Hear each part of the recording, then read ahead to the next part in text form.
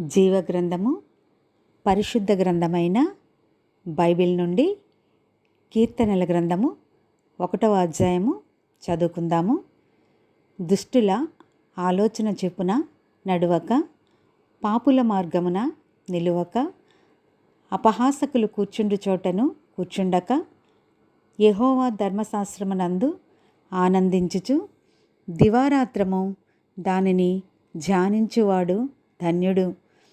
అతడు నీటి కాలువల యోరను నాటబడినదై ఆకు వాడక తన కాలమందు ఫలమిచ్చు చెట్టు వలె నుండును.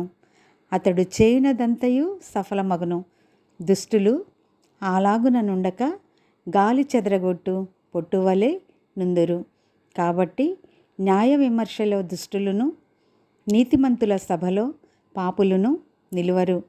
నీతిమంతుల మార్గము యెహోవాకు తెలియను, దుష్టుల మార్గము నాశనమునకు నడుపును.